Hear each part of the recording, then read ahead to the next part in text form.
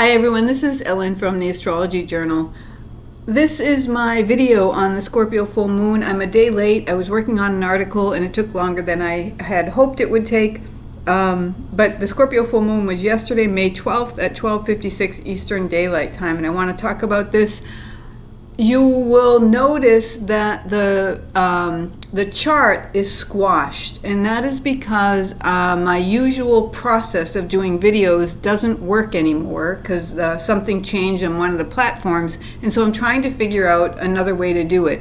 For whatever reason, the videos come out fine on my end, but then when I upload them to the platform I use to merge and edit and all that kind of stuff, they get squashed. So I'll have to figure that out.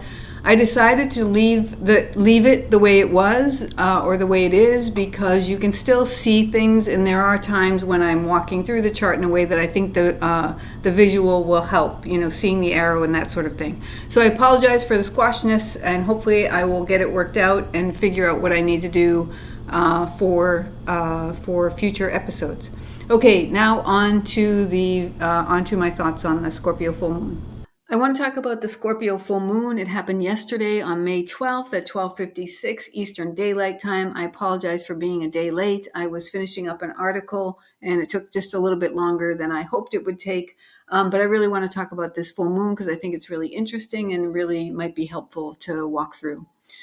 So the basic theme that I see in this chart is the idea of building up our power, especially from the inside out. And specifically, if you think about power as strength times speed, so if we have a lot of speed but not a lot of strength, we're not going to have a lot of power. If we have a lot of strength but we don't have a lot of speed, we're not going to have a lot of power. So we need both. And what I see in this full moon is that it's really about focusing on the inner strength part. And so building up that part of the equation. So power has to do with Scorpio. And this moon is in Scorpio.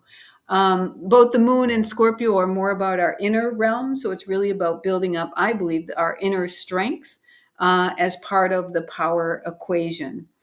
And the fact that the sun is in Taurus, that's kind of the anchor point of the full moon. Taurus is really about strength in particular. So we could say Taurus is about strength and Scorpio is about power, but it depends on that strength to be able to activate or exercise that power. So that's the general theme I see. And to talk about it talk about it in more depth, I want to start actually by talking about this outer wheel, which I don't talk about a lot, but this is a phase wheel. And it's something that I created for myself to give myself context to better understand what's happening in the chart. So phases, the moon goes through 8 phases. So it's the new phase, the crescent phase, the first quarter phase, the gibbous phase, the full phase, the disseminating phase, which I call the harvest phase. I'll talk about that probably later. The last quarter phase and the balsamic phase. So it's 8 phases. There are 4 primary phases: the new phase, the first quarter phase, the full phase, and the last quarter phase. And then there are 4 cross-quarter phases: the crescent phase, the gibbous phase, the harvest phase, and the balsamic phase. Just as the sun and moon, this is something I learned from evolutionary astrology, and it was a really helpful piece of insight, a really helpful teaching, I guess you would call it. Just as the sun and moon can go through the phases, so every 2 planets can go, or not can, but do go through phases. They go through the same 8 phases. So I took that idea and I kind of just abstracted that idea and I made them into phase spaces, and I sort of wrapped them around the zodiac, and I aligned the new phase with Aries. And so then I just sort of laid them out in, one after the other around the wheel. Each phase is 45 degrees. So that gives us, context. So here we have, let's just look at the primary phases. Here we have 0 degrees of Aries. The new phase aligning with 0 degrees of Aries. Here we have the first quarter phase aligning with 0 degrees of Cancer.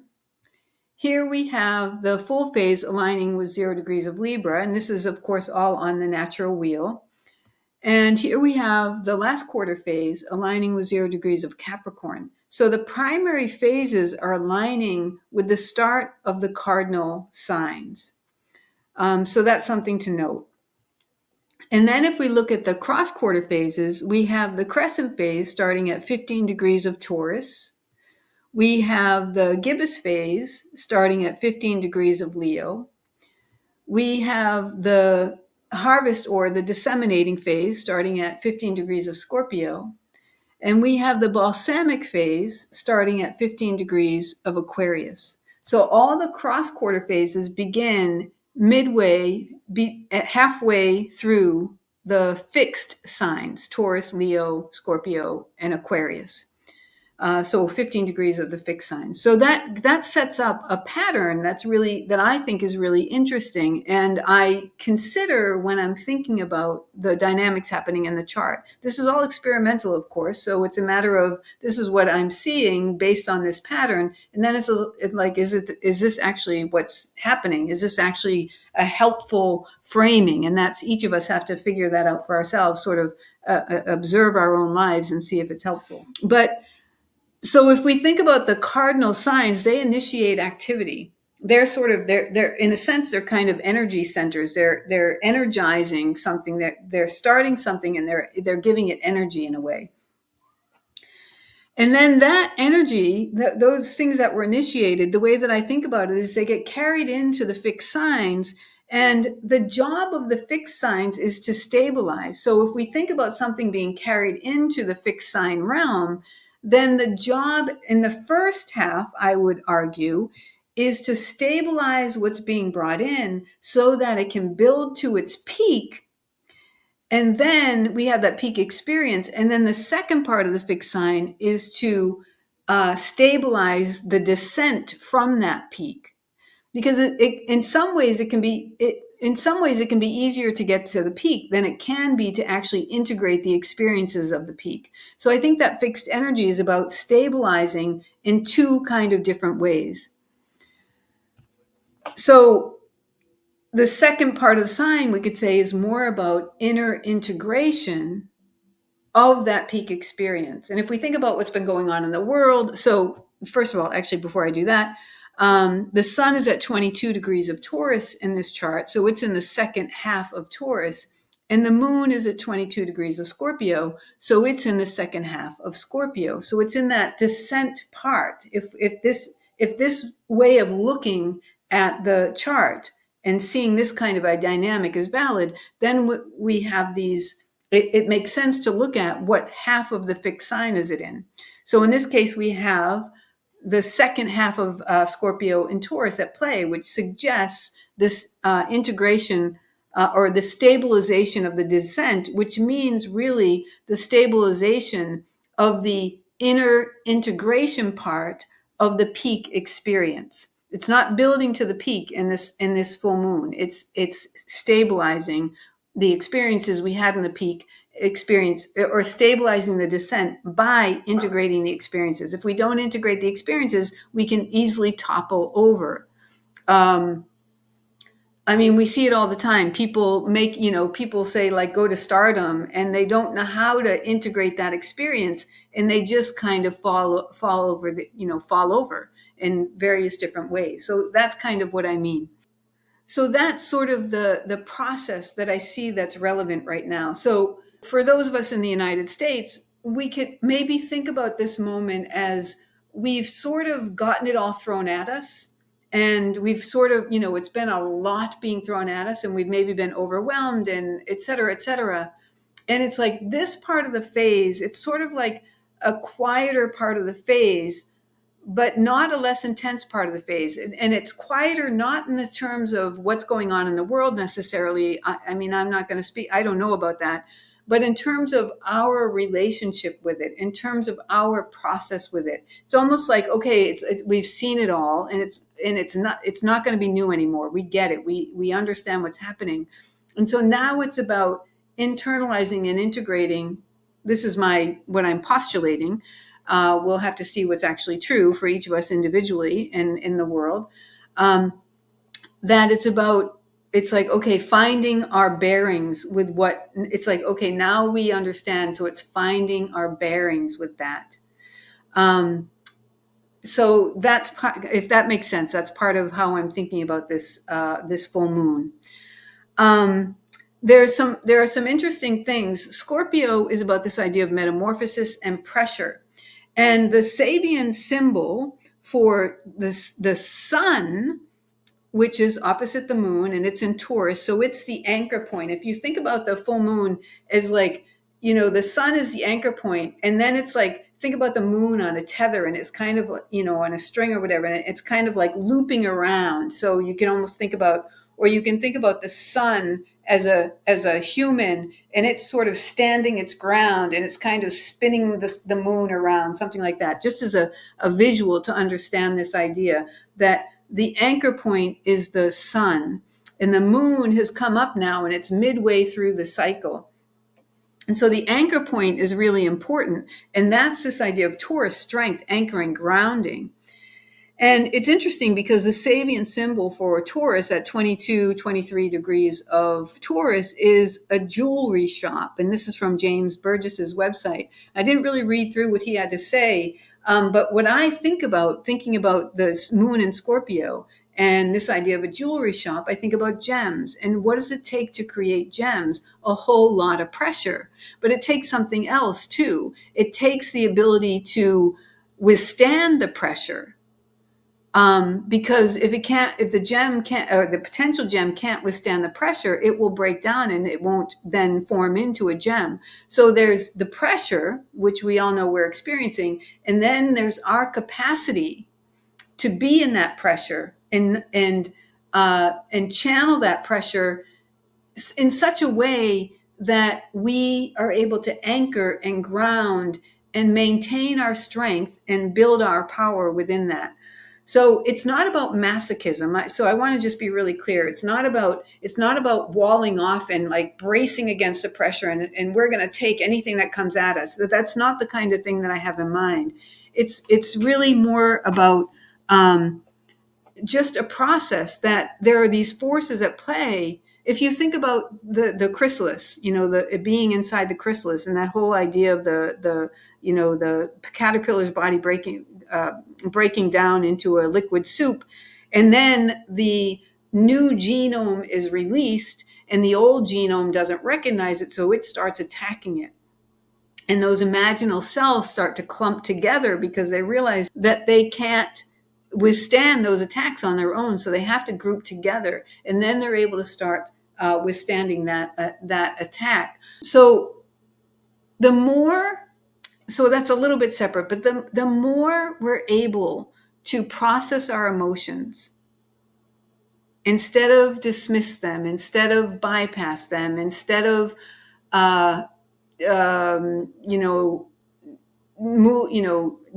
immediately go for some kind of addiction, so we don't have to feel them or whatever, instead of suppressing them, etc. The more we can learn the art and the skill of processing our emotions, the more we can anchor and ground, and the more powerful we can be in the world.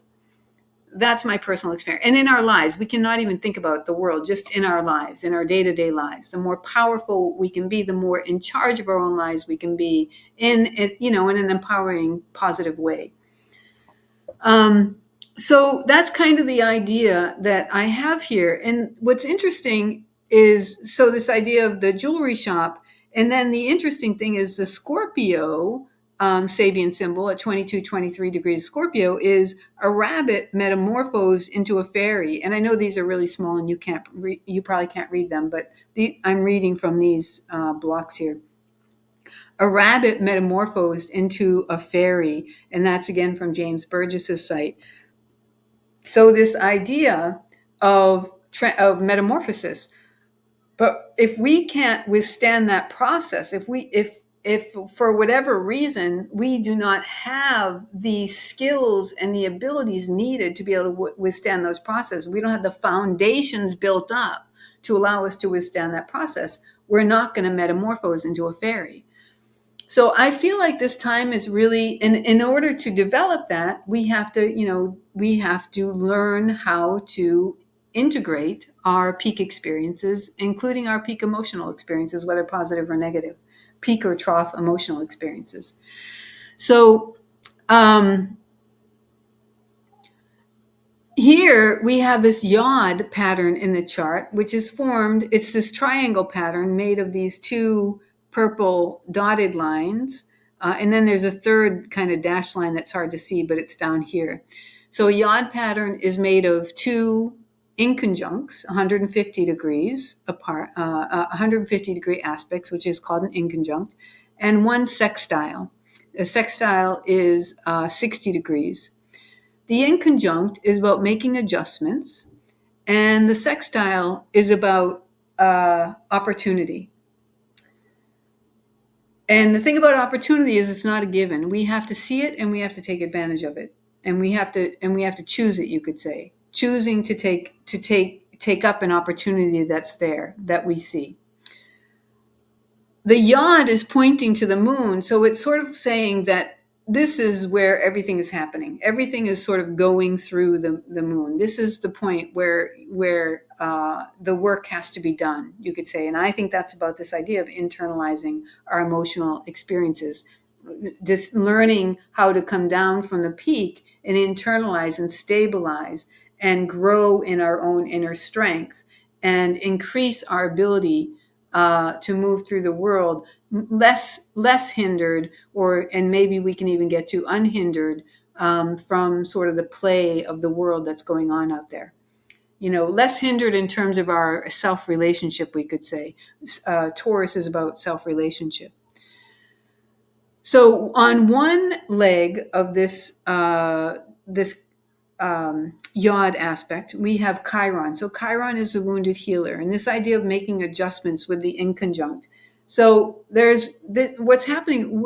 I know that I am facing. Fear is coming up for me during these times, partly because of my identity, partly because of the way I was raised, in a praise punishment kind of environment. So fear is coming up. So part of my task when this full moon is to process that fear, be aware, take the opportunity that when the fear arises, that's an opportunity to become aware of it, to notice it, and to start to process it as I'm able to, one step at a time, one little bit at a time, and start to go through the process of feeling the emotion. And for me, and this is just me, usually what happens is when I take time to feel into emotion, some inner child arises and I'm able to understand that part that was sort of like cut off. In shamanism, they talk about, I can't remember, I'm spacing on what they call it, but this idea of, parts of ourselves that are cut off. So for me, that essentially means the inner children who were cut off, which is just my particular relationship with that.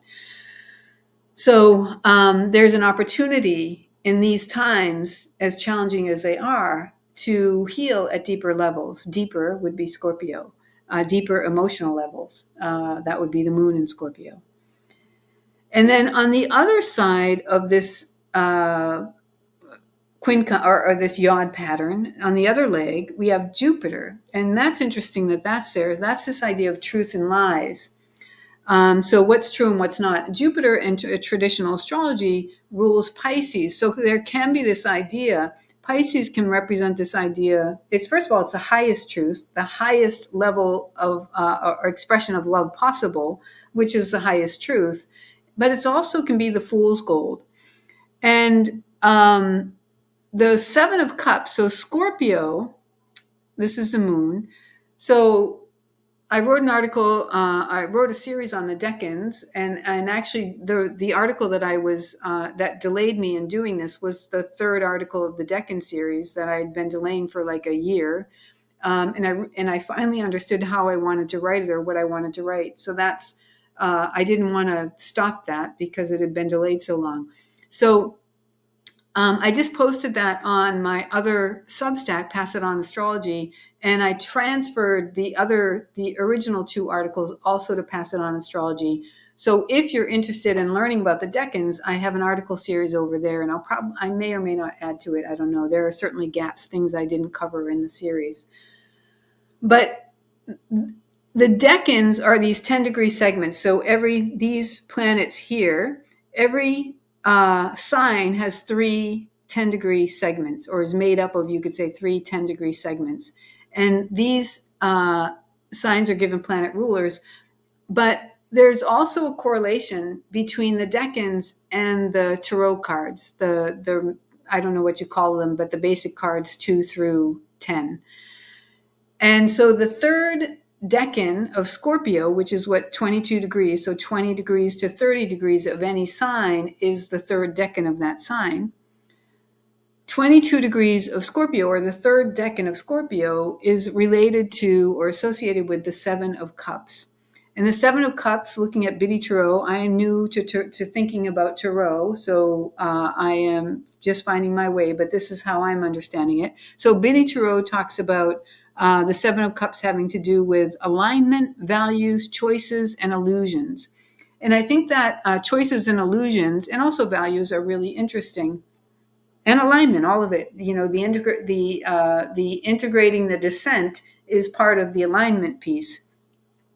Taurus also has to do with values. So I think this is very apropos to this full moon. So anyway, illusions. This idea between Jupiter and the moon, truth and lies. Are we going for the fool's gold, for the lie, or are we going for the truth? And the only way we can, I think the only reliable way, maybe there's a combination that has to be at play, but if we're not in touch with our emotional experience, if we have practiced, sort of grooved into being suppression or denial, or sort of going to some kind of addiction or something, and we haven't really learned to process our emotions, kind of filter them through our senses, through our inner and outer senses.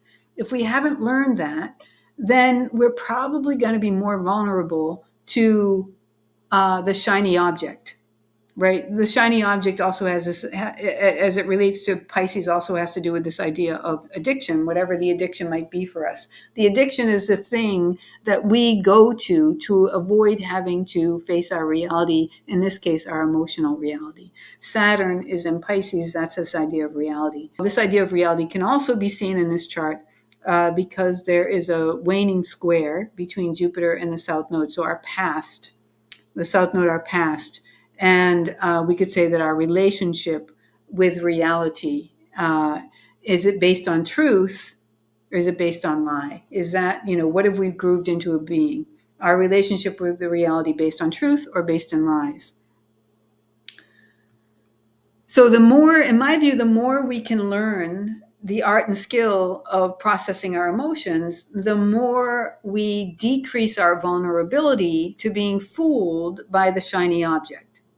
So that, I think, might be part of what we're seeing in this full moon, and sort of the invitation and the support for learning, to foregoing wherever we are in our relationship with ourselves and our emotions and our wounds and all of that. The invitation, I think, of this full moon is one step deeper. It's not about doing the whole thing all at once. It's not about forcing yourself to be beyond where you are. It's about, where am I right now? And what's the invitation to build my inner strength one step further? And that's the way that I would think about it. So anyway, making adjustments, as we heal the moon, and it's in conjunct with Chiron. As we heal, we make adjustments to our emotional experience, you could say, as we heal, as we integrate our emotions, that we make adjustments in terms of our relationship with our wounding, and the wounding heals. And so there's adjustment made there. And that adjustment then opens up the opportunity to make adjustments to our relationship with truth and lies. to the reality that we're living in, to sort of alignment, that idea of alignment, aligning our relationship with truth, with reality, to more, to more true, if that makes sense. The other thing, the tarot card associated with Scorpio, the moon at 22 degrees Scorpio, is the Seven of Pentacles.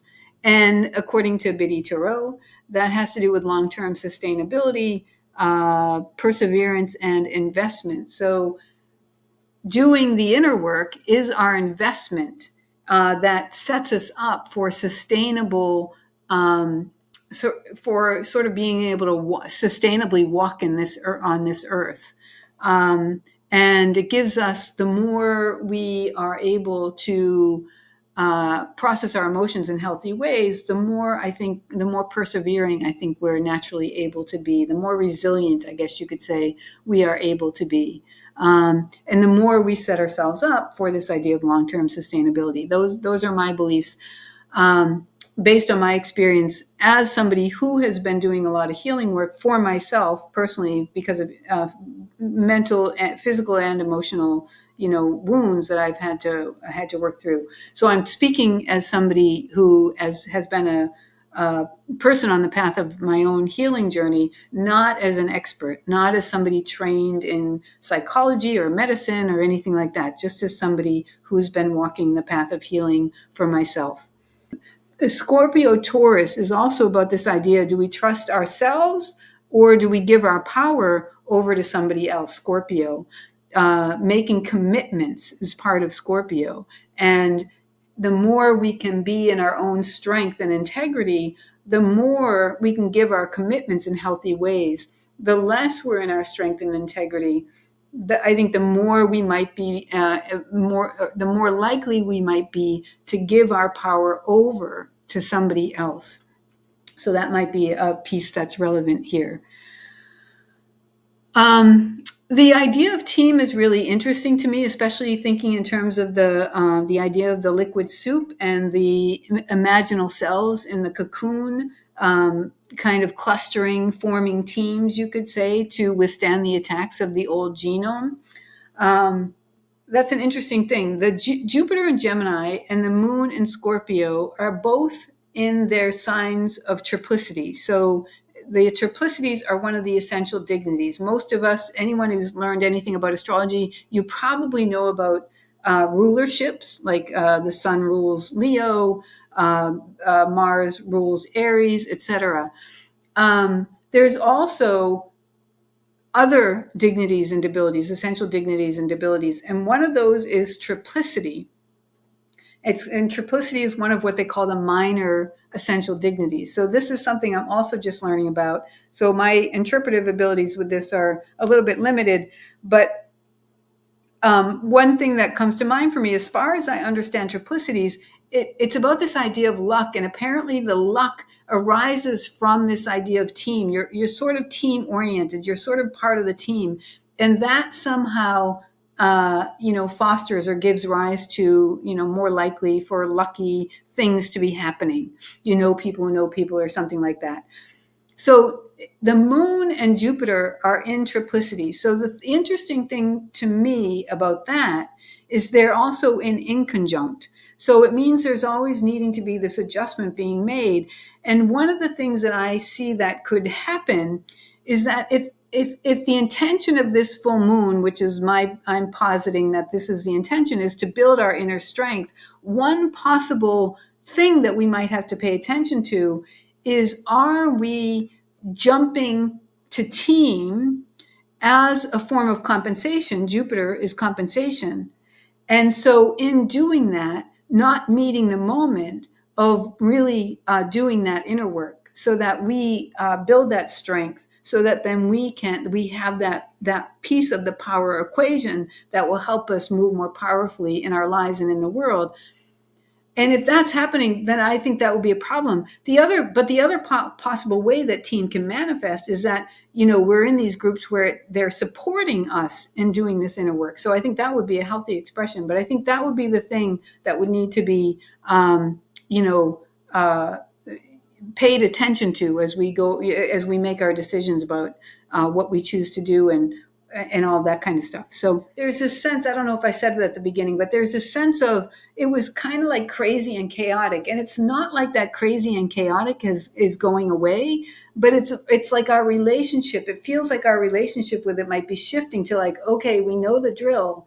We know what's happening. We know the lay of the land. It's like, okay, so I'm just going to turn my attention and really focus on doing my inner work. It feels quieter, but certainly quieter doesn't mean less intense. It's a different kind of intensity. That's sort of what I'm sensing about this. I could be wrong.